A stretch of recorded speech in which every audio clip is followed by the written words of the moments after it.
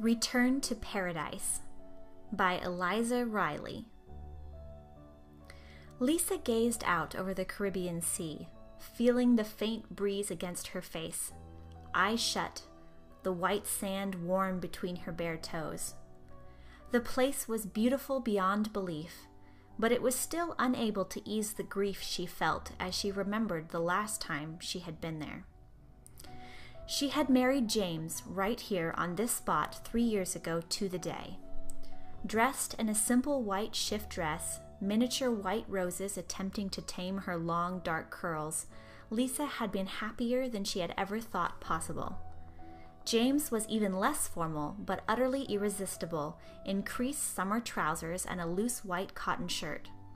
His dark hair slightly ruffled and his eyes full of adoration as he looked at his bride-to-be.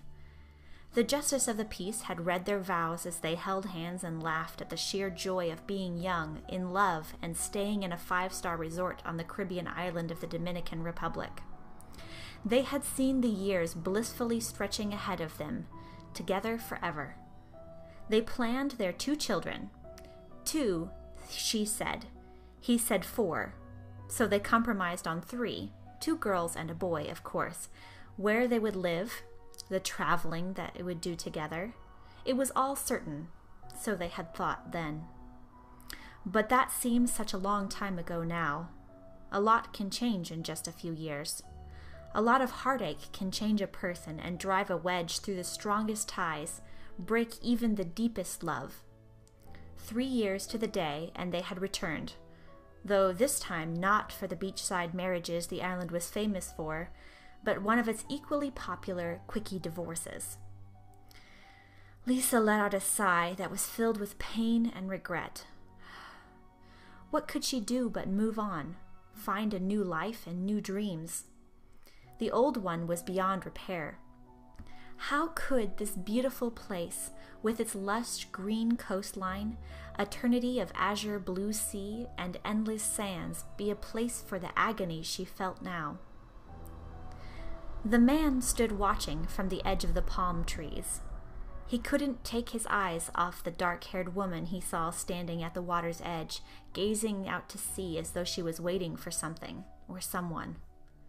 She was beautiful, with her slim figure dressed in a loose flowing cotton dress, her crazy hair and bright blue eyes not far off the color of the sea itself.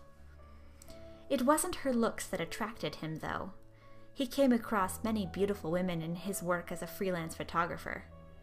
It was her loneliness and intensity that lured him.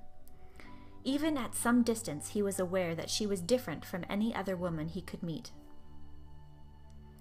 Lisa sensed the man approaching even before she turned around.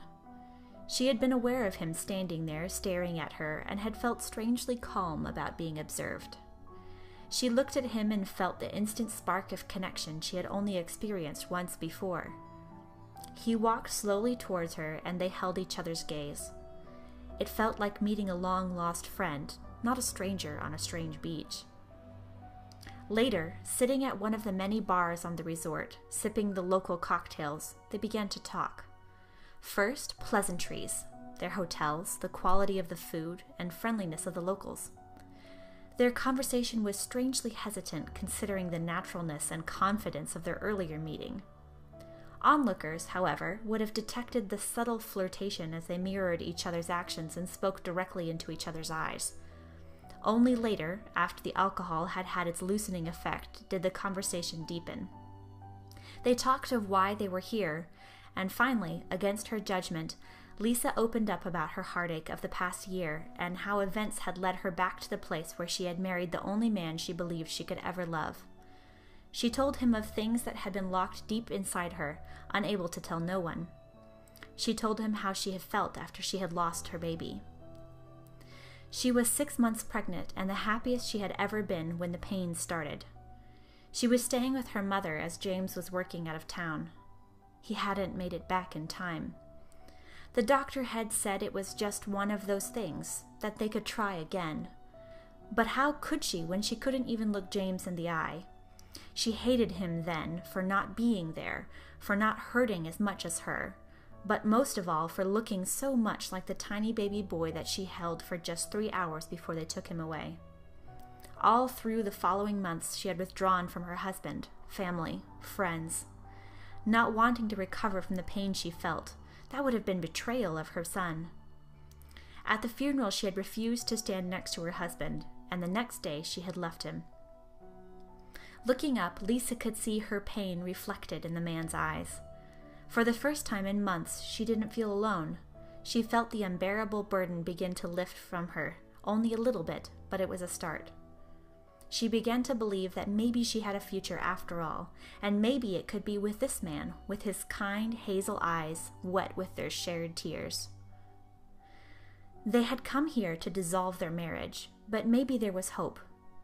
Lisa stood up and took James by the hand and led him away from the bar toward the beach where they had made their vows to each other 3 years ago. Tomorrow she would cancel the divorce. Tonight they would work on renewing their promises.